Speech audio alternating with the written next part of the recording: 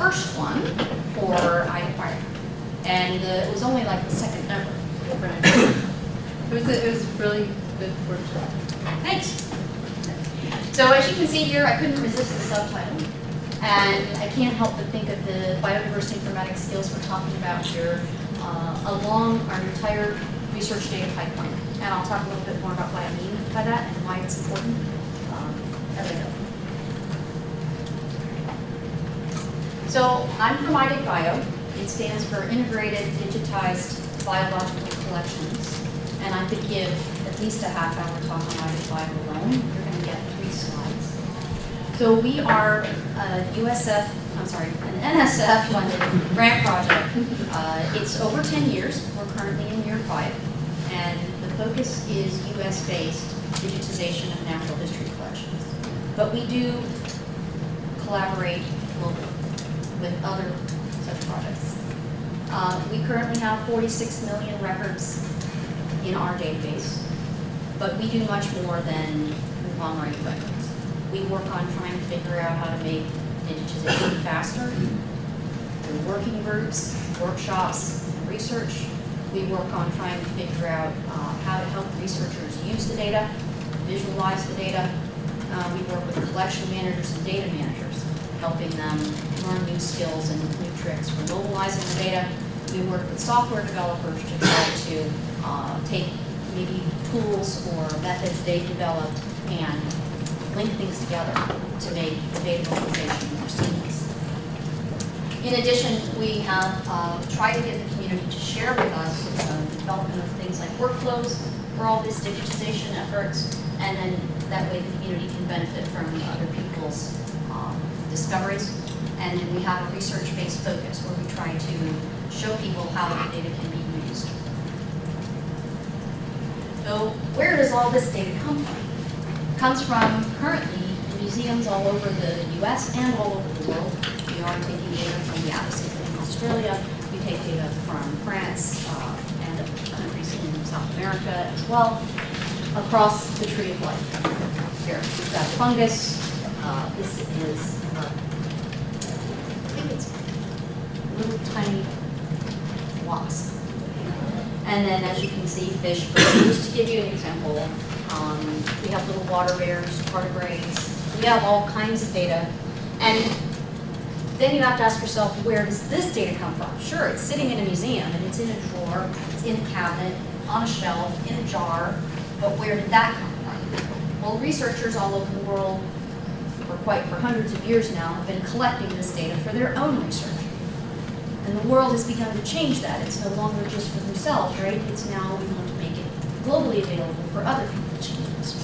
But typically they go out and they collect. So they collect specimens, they take images, they take many different kinds of measurements about the objects that they are collecting. And then those data end up in the past, and even maybe sometimes today, dispersed. The audio, visual recordings go to one part of the museum, and the log books go to another part of the museum, and the specimens are in the third part of the museum, and sometimes the specimens get taken apart and shared with other places. So tracking all of this is quite complicated. It's getting better, but there's a lot of people in this pipeline. So Data One is a group you can do some research about. You can go and discover data there, but you can also discover what they're disseminating for data management best practices. They did a survey across universities of ecology departments.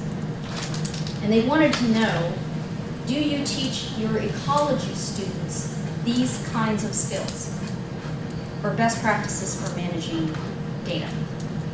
Do you teach them about data standards? Do you teach them about when you're sharing files, what's the best way to share? Is PDF the best way to share information? And everybody usually going,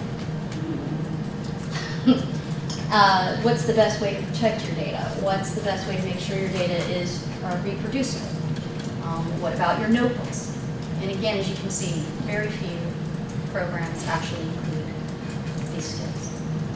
As Marcia was quick to tell me, at MSU, at least their incoming information science students, they do teach this to them. But that doesn't help us in the biological sciences. not unique to ecology departments, not to pick on them. So our vision for the research data pipeline, of course, is to make it reproducible. You go out and collect data, you do some analysis, the next year you go out and collect data, you should be able to add that data to your old data set, make a new data set, push a button, and get output some new graphs based on your new information. And you should be able to merge other people's data in with that as well. It should be something we can build on into the future. So from IDIC Bio's point of view, there's a group called Collabit, it stands for Collaborative IT. It was funded by NSF as a way to get different National Science Foundation funded projects together. So they put some money in a pot for the IT staff of the big projects like NEON, I realize you don't know what these are, but I'm happy to talk about them more later. Nimbus, Sync, Nescent, iPlant, NCEAS, together, they each have they have different missions, but they all interact with the biological sciences, the engineering, mathematical sciences, working together collaboratively. We get together and we basically talk about what needs we have for our stakeholders. And we benefit, and then sort of riffed on software carpentry ideas, reproducible research was born, and we did some biodiversity thematic workshops at IDIC Bio, which I'm going to talk about now. So when Collabit got together, we did an informal skills assessment. We basically had a session where we all talked about what problems our users have. And we also looked at some research that was done in Australia. So this was done in 2013 by a group, and you can look it up, where essentially the point here is biologists were asked, what's your greatest need? What's your biggest problem? And they said expertise, the ability to manage and use their data effectively, data visualization, all these things that they just did not have the expertise to do well. And when they said, well, how would you like us to help you with that? Their answer was training. Please help us get these skills. So that we put together with our informal assessment. So our informal assessment said, our users cannot use demand pages. And I don't know about you, but when I'm at the Unix prompt, I still go to the very bottom at the end where the examples are, because I need the examples to help me understand parentheses, comma, bracket this. I'm like, I'm sorry, I need the concrete example that I can understand first, and then I can go back and figure out the syntax of the command. So I evidently users that have to use the command line in order to access some cool data visualization tool or whatever gets stuck.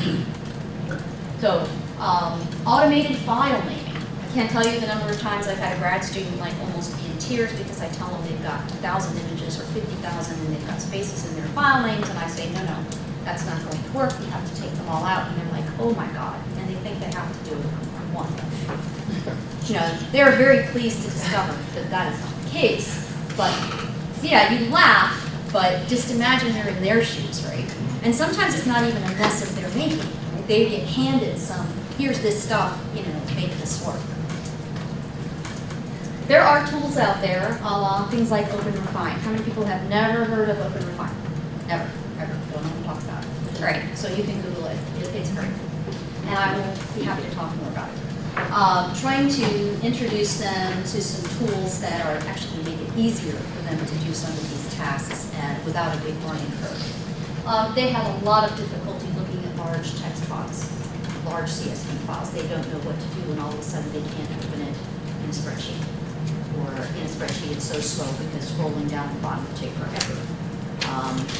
They have difficulty with the notion of parsing the file. Shell commands, they don't know about pipe or grep. They are not sure how to work with delimited files. Things like opening up a CSV file in something like Text Wrangler or Sublime or Notepad++ so that you can see the delimiters, for example, see the problem. They don't know that that exists. They have no idea. This notion that you can prepare data for analysis, that you can clean it up, standardize it, trim out the stuff that you don't need, data standards, they don't have. So what to do? One of the things we decided to do was form something called data carpentry. We modeled it after software carpentry. Anybody in here heard of software carpentry? Yay, 2 people. All right. So this software carpentry is about 10 years old, and it came out of a similar idea, which was that there's a lot of biologists out there who are essentially self-taught programmers.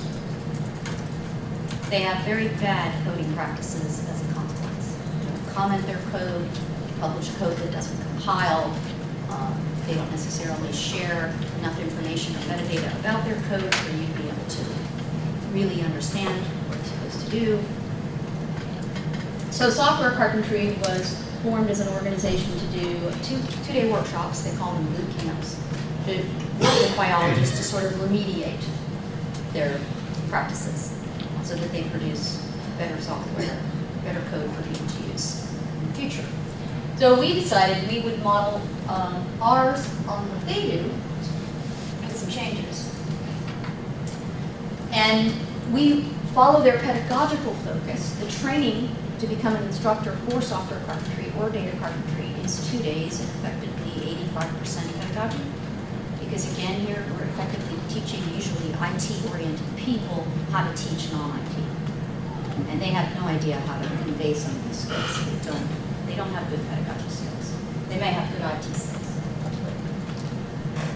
We also are different than software carpentry in our focus. We decided that the novice is the person who has the biggest problem. They go out onto the web, they want to learn R, they're not sure it's worth their time, and oh my goodness, where do they start? There's so much to choose from, they have no idea what to do. And I get those kind of questions. Deb, should I bother? You know, I'm 35 years old, I've been doing Excel for a long time, I figured out my way around pivot tables, and I asked them, well, does it meet your needs? Is this the way you want to do your research for the rest of your life? Can you track what you did 5 years ago or 15 years ago? Can you merge it all together? I'm like, oh, great. Is it worth it to learn R or something else like R, like Perl? Yes, it's worth it. But they need to know that. They need to hear that from someone, and they need to be facilitated to actually feel like they can go that way. We also have a very cool code of conduct. There's a large effort to make sure that everybody feels welcome in the room, and a large effort to share what STEAM research tells us about making underrepresented groups feel comfortable, make sure our instructors are aware of that kind of information, and that so that everybody in the room, if we can handle situations when they arise, when people are asking inappropriate questions, or we try to make sure we're well trained. So currently Data Carpentry got a Moore Foundation grant. It's brand new, 2-year grant, and these are the focus for the coming 2 years. Scaling it up as best that we can, figure out how to do that, and figure out how to develop the workshops potentially online and expand into some new domains. We do have interest from the library and information science groups to use this model. What does it look like in a data carpentry workshop? It's typically 2 days, although we may expand that to 3. And it usually involves better spreadsheet skills. Why do we do that? Because when we ask people, how do you manage your data, 80% or more of them say spreadsheets. Regardless of whether we think that's the best way to do that, we would love them to do it in a database instead, but the reality is they use spreadsheets. So we try to start with, here's some better ways to work with data inside spreadsheets. Trying to make it so that the data actually is then more manipulable and accessible for computers, that it's machine readable.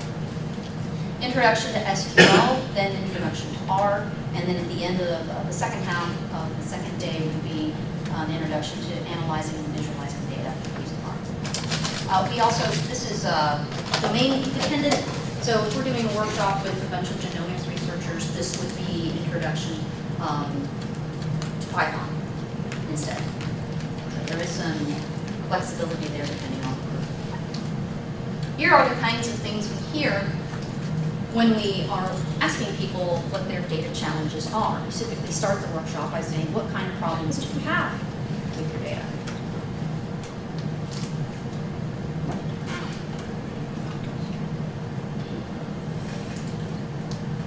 This is one of my pets. People will hear and they always laugh because I hear some IT person gets up and gives a demonstration or gives a talk and they say, and this is our API, and it's some convoluted diagram, whatever. And then they do something very sort of condescending to me. They say, and if you're not technical, don't worry about that. You don't need to know that. Or you ask something.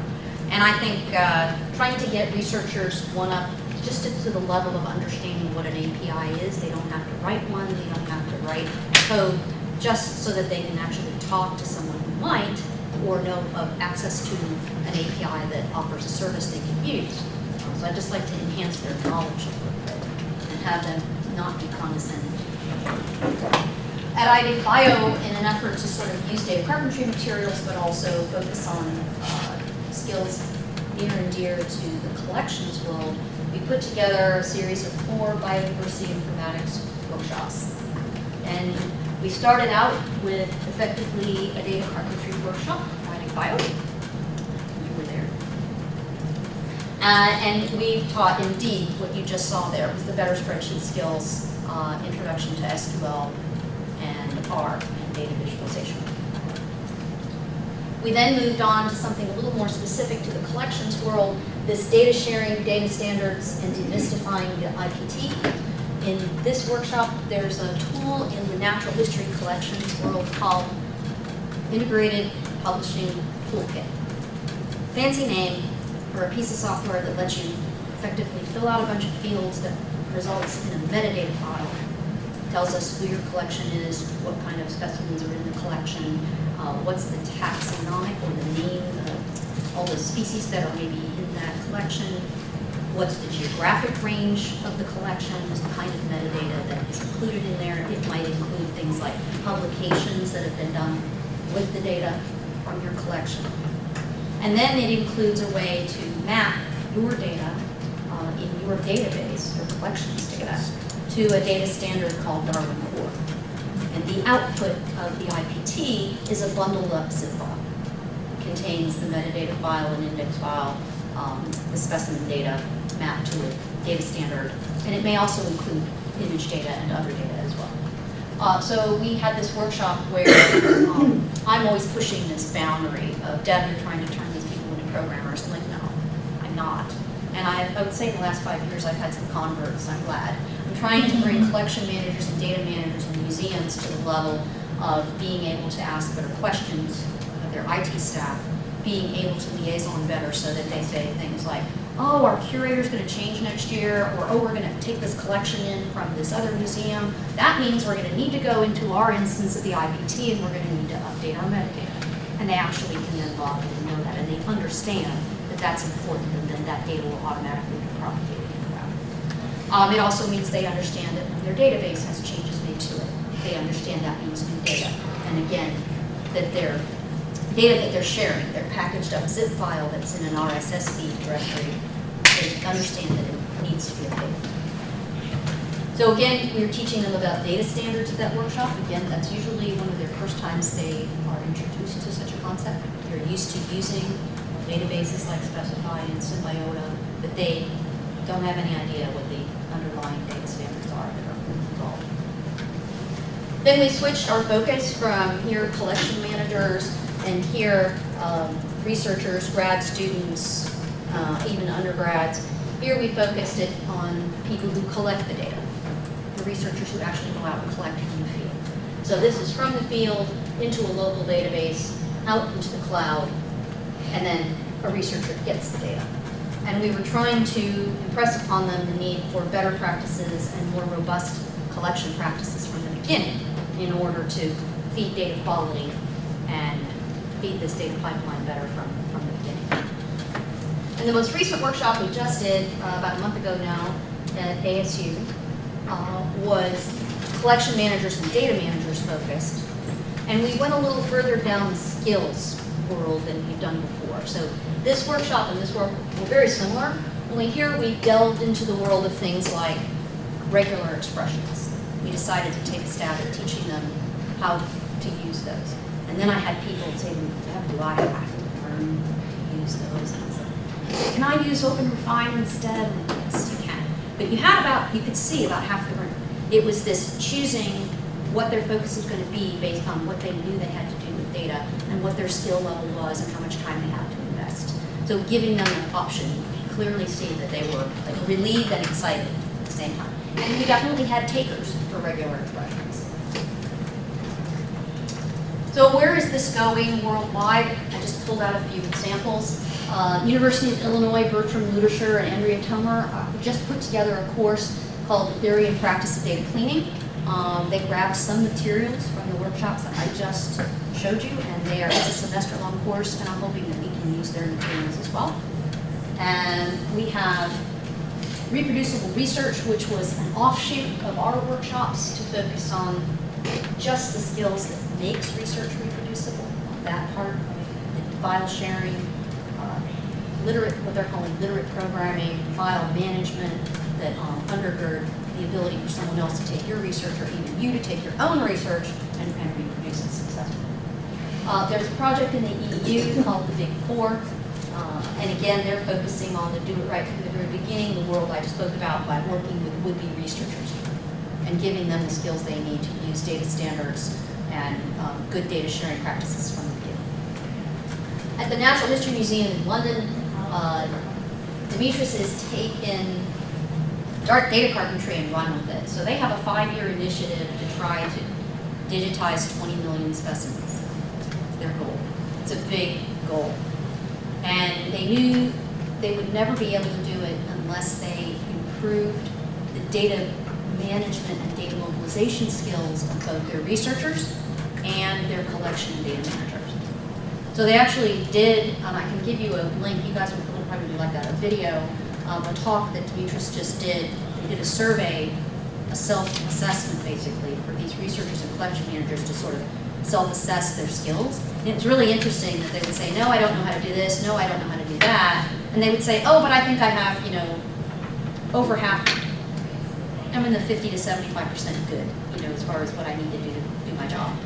So it was really, they overestimate their skills, for sure.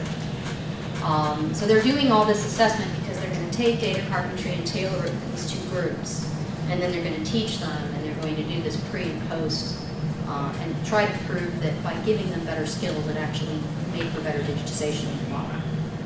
So they're capturing all the data they need to try to be able to prove that. So again, I talked about this research data pipeline and the scope, and it turns out that across these different projects I mentioned, the skills are basically the same. There are very few skills that are specific to a domain. The reproducible science workshop, that some of you might be interested in that, and all materials are free and open online. And again, best practices for how to organize and manage your files in a research project. How can you automate writing paper? What are some tools out there to help you do that? And what are best practices for how you store your data and how you license your data?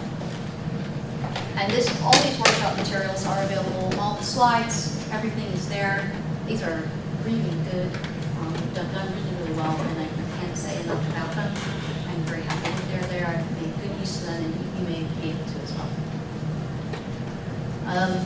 A different kind of goal, and again, one that's special to me, is hearing, I don't understand my IT staff doesn't understand me. I hear that a lot. And here I'm trying to do things like introduce some SQL. It doesn't matter to me after the workshop if they ever write another SQL query. What matters to me is that now that they've been introduced to a relational database and given an example that they can understand, the database they're familiar with, then they can go to their IT staff and say, uh-oh, a student or I, or whatever, just messed up the specimen table. We changed this to this, and we know it affected 30 records. Rather than going and saying, I broke it, I don't know what I did, this is giving you the wrong answer, right? Where they panic or they don't understand. Everybody's happier then, right? The IT staff goes, I can look at that, I don't have to dig for an hour trying to figure out what was going on. They actually have an idea of the scope, and everyone's happier. And another interesting thing that happens that's harder to get at, takes more time. There's a concept that came out of ALA, the Atlas of Living Australia, project called Digitization Maturity. So imagine you're in a very large museum. They have fish collection, paleontological collection, plant collection, herpetology collection. They have all these different collections. And they used to function as sort of separate worlds. But when digitization came along, now they're interacting with each other more. Different departments are talking to each other. It also came along that this department was keeping its data in spreadsheet. This department was keeping its data in EMU. This one was using Specify. Now they're all using one database. They're learning about data standards. So the example I'm about to give you actually took about 12 years in the making of all this kind of thing happening where everything is becoming more standard. So then you get to this point where there's a paleontologist sitting down there entering data and they go, you know what, we don't have a field for this in this database. We can't put this data in here anywhere. It doesn't fit. It ends up in some nodes field. So what do I do? They went to Darwin Core and they went and looked at the standard and go, oh, there is a field for this concept. Here it is. And oh, as a matter of fact, there are two fields for this concept. There's a general one, and then there's a very, very narrow specific term that we can use. And then they went one step further and they thought, you know what? That department down the hall, those people, fish and other things in jars, they probably have this kind of data too. And they go and talk to them and they say, don't you guys have this? Where have you been putting it? Oh, I've been sticking it in the notes field. There's no place to put it. Oh, well, you look, Darwin Core has these fields. We can do this. Then the collection managers collectively, now that they've done their little networking thing, they've understood, then they go to their IT staff and say, we need this field. We've done our research, we've looked, here it is, this is the one we need, and we've decided that the general concept is best because we have these two departments. This field. There's a lot of learning that went on in that process over 12 years for those people. The prior conversation would have been, I hate this because it doesn't have this field for me, I don't like it. Right? This animosity, because this lack of understanding of the process. So these workshops are helping. And again, these are the kind of comments we hear after we do these workshops.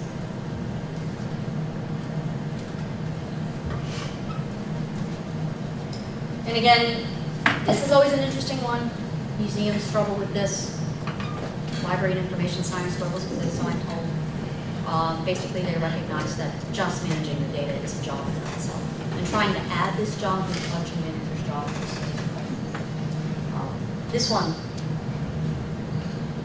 a 2-day workshop. And actually, this is after 1 day. This person said, I stayed up last night cleaning my data now that I knew how to do it. And could send off cleaner data to the global biodiversity information facility.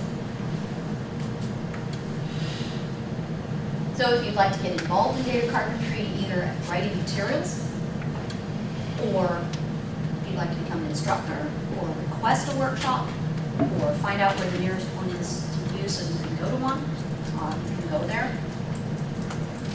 Keep in mind too, we try to encourage community development of lessons. Last time we developed a genomics lesson, we got together at Cold Spring Harbor Labs, and there was a room full of 20 of us coming from all different directions. So we were biologists, we were computer scientists, information scientists, educators, and we wrote the lessons together as a group, each bringing our expertise to the material.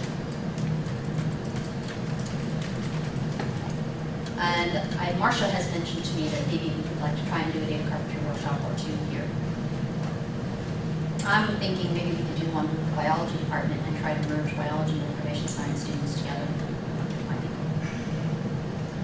The lessons are all online. They're all on GitHub for anyone to use, anyone to comment, anyone to update or tweak if you find issues.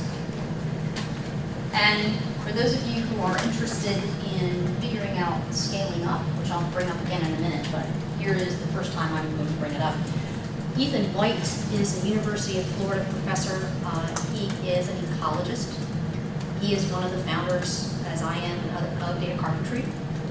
And he took the data carpentry course and he expanded it to a semester long. He's teaching it for the first time right now at the University of Florida.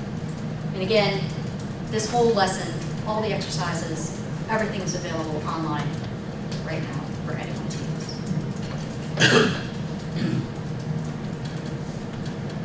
So, from a recent data carpentry workshop, just the kind of comments that we get from participants. So again, This is a question we don't know how to answer yet. The need is huge. The demand is large. How do we scale this up?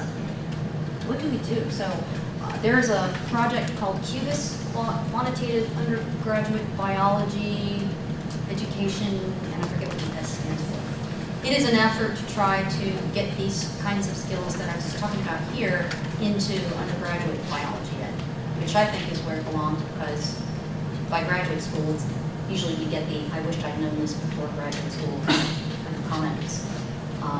If it is graduate school, can we get it in at the beginning? The first coming in where you have to take the stats class and you have to take whatever.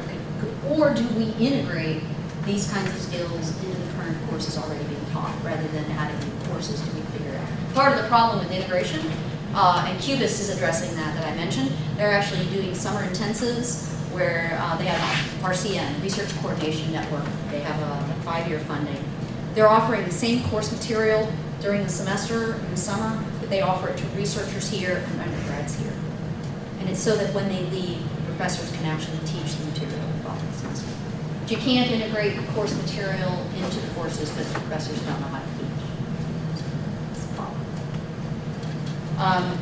This is one of my points that I like to make over and over, is trying to focus on skills, not a specific piece of software, so that because the software is changing under all of us so quickly, and you teach people to use a specific piece of software, and 5 years later, 8 years later, they have to learn something else. And how do we document this? I don't know the answer to that. We do pre- and post-workshop surveys. There's a lot of self-assessment. You know, we do right now, we try to give them a task and say, if you had to do this task, how would you do it? And they can get tools. And then we ask them the same question afterwards and see if they say something different. Most of them do. Certainly, we're trying to figure out post-self-assessment 6 months later, a year later, are you using any of the skills we taught you? But I'd be happy to hear your ideas or thoughts on that. I know this is not unique to the biological realm. Now, I just took a left turn in Albuquerque. For those of you who know the reference, I see someone does. How many of you have heard of We Dig Bio? Just curious. Yay! 1 person, 2 people, 3 people. Yay! All right, 4. So this is going on right now. It started yesterday. It's a 4-day effort. It is global. It is a worldwide transcription event. So museum data specimens often have labels. You take a picture of the label, present the label to a human, and the human can then enter the data for you. There are platforms all across the planet being used for this. We have Notes from Nature right now, Symbiota, the Atlas of Living Australia has a platform, the Smithsonian Transcription Center has a platform, and Léo Lunot is in Paris for herbariums. They have a platform as well. So you can go and then you can tweet about it, tell all your friends too, to get involved. And we're trying to see how many we can do in 4 days. So those of you who know Cornerstone here as a K through 7 or K through 8 school here in Tallahassee, they have an event going on today, science students. Yesterday there was one in the biology department. On Saturday here in the biology department, there will be another one for the public from 8 to 1 in the King building, where people can come and win prizes and whatever, and get together and all be entering data together. And there are similar parties like that going on across the planet for the next 4 days.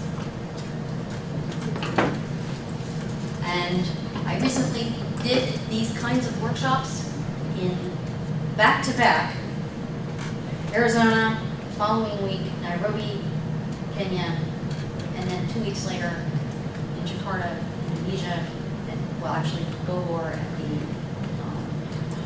agricultural university there. So, asante sana, terima kasih, thank you. And that's Swahili, and that's Bahasa Indonesian. Thank you.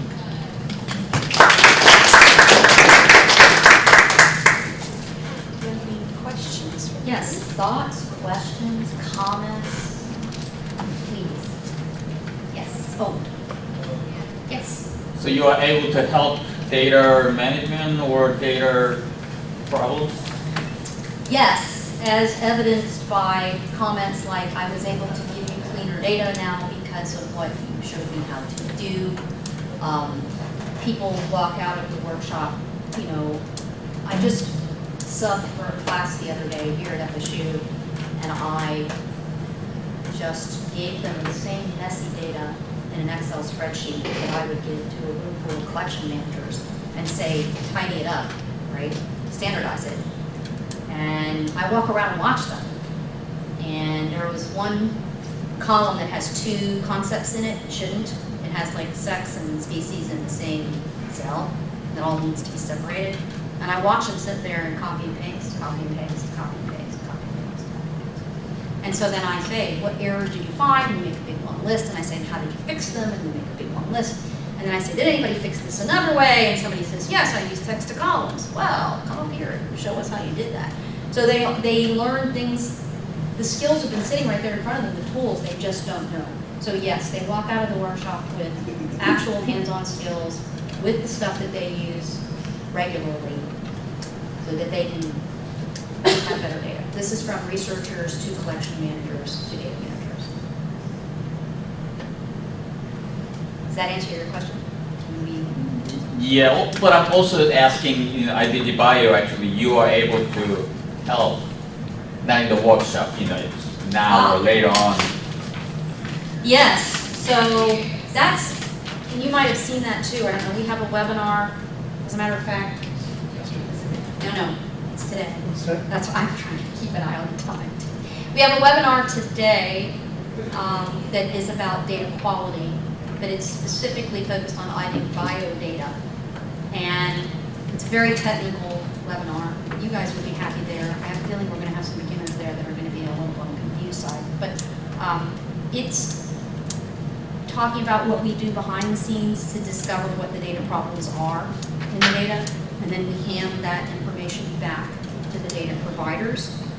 What the trouble is, or the challenge is, we can hand them back a whole pile of CSVs. Everything in this one has 0 for a latitude or a longitude, right? They had a no lat or lon value, so they stuck a 0 in there as a placeholder, right? So that's not right.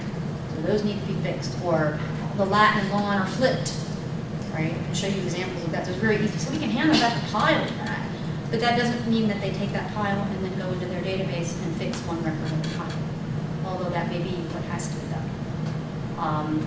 So what we did actually is twofold for this example. We have a group, one of those museums I talked about, the Tri-Trophy ECN, they took our data feedback and they gave it to an intern who wanted to learn R. She wrote a blog post that said, IDD Bio, you can read about it. So she decided this would be a good opportunity for her to learn R and write some scripts. She took the feedback from us and she used R to apply that feedback and make corrections in their data herself. So she wrote a blog post about the experience. We're trying to close that loop, right? So we're not expecting everybody that we hand feedback to learn R, but it gives the community one example of how we can work. So today's webinar that we have later today at 2 o'clock is the back end. It's talking about the data discovery of the errors. At IDD Bio, we actually essentially take your data and we never change it, keep it just the way it is, but we sort of create a second copy. And we use that for indexing and data discovery.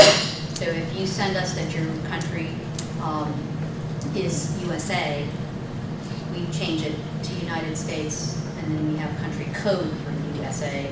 And then if you search for United States or USA, you're going to find something via the other way. If we only had USA and you search for United States, then you wouldn't find the records, right? So we can do that separately. But then when we hand you back your data, we hand you back the raw and our enhanced data. Is that the question? Yeah. I'm going to ask you the question I always ask you. Okay, good. Which is, how would someone who, say, has a lot of experience Right. in data aggregation and data quality, training, get more involved with this in a sustainable, like, long-term sort of way, beyond the sort of individual workshops? I would say working groups. We could certainly use the help in working groups, trying to figure out these things I'm talking about, things like scaling up, and materials development, dissemination, talking more about how do we There's a couple levels. How do we work with museums, for one thing, at the like administrator level, to the importance of the data manager? Can't stress that enough. That's an issue. Some museums actually get it quite, and some museums don't. At the level of the researcher, you have an issue. Young researchers are clamoring for this stuff. They are excited to know that it's out there and they want to learn it. How do you get access to it? Again, you have this problem where their professors don't necessarily. And is that being supported by any of the NSF funding that you have right now? Well, Cubis is the one example that I gave that I know is an effort to address that. There, like I said, somebody had talked to me. They said maybe we should approach NSF and talk to them about the suggestion that graduate programs try to include this kind of skills incoming grad students. Getting involved at IDBio in the working group or proposing a working group, proposing a workshop are all things that can be done. Yes? So is this one of the working groups of IDBio? IDBio has many working groups. I would say what I was showing here, data carpentry was born of many projects. We were many different National Science Foundation, like 8 or 9 of us, 9 different huge projects. IDBio is one, right? There were like 9 other groups like IDBio that were all in a room when we hatched the idea of data carpentry. So data carpentry is completely separate. It was just collaboratively built, based around this notion all of us have these shared needs to help our stakeholders.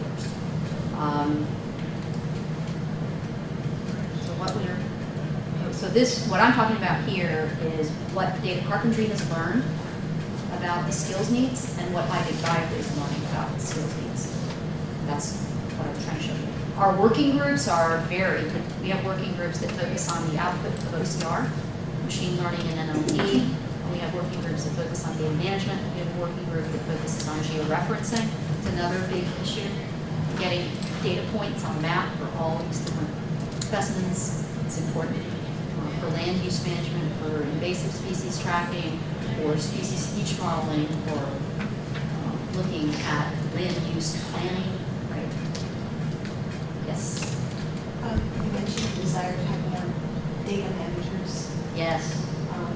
Is it easier to train scientists to do data carpentry or to train, let's say, librarians to do data carpentry? That's a very good question. I don't know the answer to that. I would say my tangent answer to that is part of the problem is money. Twofold. Museums don't necessarily have money to hire a data manager even when they need one. So that's one problem. Another problem is even if they have money and they hire you, if you've got the kind of skills that we were just talking about here, chances are you can find a job somewhere else and get more than they're going to offer. An example would be, I think, shouldn't name names maybe. Well, anyway, UC Berkeley. I won't name which collection. I won't tell you which collection it was. They tried to hire essentially you're going to take care of the specimens and you're going to take care of the data and you're going to do the HTML and the CSS and you're going to publish the data. You're basically going to do the front end, the back end, and take care of the physical objects. And we're going to pay you $40,000. And you're going to live in Berkeley. Good luck with that. Exactly. Well, they got no takers. And they had to go back and redefine the job, and they had to add money. They weren't going to get everybody to say yes to that. One of the issues, which is common with information and library science people too, how many of you guys have heard the study where they cut the library budget and productivity actually goes up? Librarians feel bad for people. They still want to help them, even though they have less staff, less hours, less resources. And I hate to use the word sucker.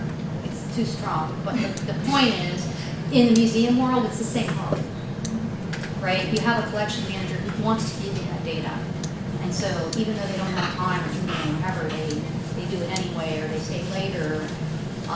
Museums are struggling with money themselves. There's good news in the world too, though. There's some museums that are getting funded, and a lot of it has to do with conglomeration, right? With emergence in museums. But your question is a good one. I know that there are some anecdotes I can tell you. We have decided that, like teaching somebody taxonomy, it is easier to teach a biologist how to do some of these data management tricks than it is to teach an IT person taxonomy. it's not that they can't get it, it's just, it's a long road down the difference between taxonomy, nomenclature, and specific epithet, and all, it just starts to get so complicated. And so I think it also depends on your motivation. But I think there are some examples. So, right, the program that Andrea and Bertram are working on in Illinois is that they, in part through the Illinois Informatics Initiative, have an interdisciplinary master's and PhD program where you can get degrees in bioinformatics, where if you are someone with a background in biology or ecology or something like that, and you want that data science part, but a lot of the data science part is also coming out of the iSchool. So Yeah. I don't know if that's sort of an either-or kind of question. It's how do you create spaces where those two strengths can come together? So the University of Florida is also creating a certificate, I think, a 12-hour certificate in the Museum Studies Department. And then there's all the semantics issue. So we would technically call what I'm talking about here more like biodiversity informatics. So there's biological informatics, biodiversity informatics, bioinformatics. And I was at there's the Biodiversity Information Standards Group, known as TADWIG. They're the ones who helped develop standards for this kind of data. Darwin Core is one of the standards that they helped create. And I asked them in the room, it was like 200 people, and I said, you know, I put up a Venn diagram. Actually, I just put up the terms first before I put up my Venn diagram, but I said, you know, do these terms, biological informatics, biodiversity informatics, and bioinformatics, all mean the same thing, yes or no? You know, and the heads in the room are going, every which way. So some people say biological informatics sort of encompasses the whole world. Bioinformatics is more narrow and would encompass the world of things like genomicists using the data or phylogeneticists using the data to create trees, something like that. It's a narrower research-based use of the term. And biodiversity informatics is broader, again encompassing this notion of data mobilization, from collection in the field using standards all the way through to getting it out of a local database into the cloud and getting it back again, the skills needed to promote that. So, do you know what they're doing here in terms of answering some of these questions? No, I don't. So I would love to. I know that I've tried to talk to like Ken Baloff before. Some of the stuff that he's doing is there on the edge of the kind of things I'm talking about because it focuses on no specific major, skills based. Right? There's no barrier to entry. So that's the kind of thing that I'm looking for people. For us, it's for me personally in IDIC Bio, it's how do we get data faster into the pipeline and how do we help researchers? They're going to run into this. They're already running into it, right? I showed you on that one slide where it's like, how do you? They get a CSV file that's so big they don't know what to do with it, or they get several and they don't know how to push them together. So that part of the pipeline also has a problem because for NSF's point of view, we have to show proof of concept, right? We have to show we can use the data to do something. So teaching them how to get at that data and put it together so they can use it is an important part of the equation. But yeah, so one of the museum studies things I can tell you about is these different museum networks that are doing the hard work of digitizing the data before they hand it off to us. Many of them have had museum interns on the project. And the young woman I told you about briefly, Heather Appleby, she'll be at the meeting this afternoon at the webinar. She indeed was a museum intern at the American Museum of Natural History on this project, teaching herself art. And we actually had several interns when I was at the University of Hawaii. Same thing, they actually went back to Columbia. I want to say Columbia or Cornell, I don't remember which. They actually then knew much more about the museum, the natural history museum world and data than their professors because they participated in this project and dealing with this data. So that's another issue, right? How do the museum and information science people address this if they're not versed from the museum world, they're only versed in the arts, they're not versed in the natural history issues. Any other questions? All right, fascinating. Thank you so much, Deb. Thank you, and come see me anytime.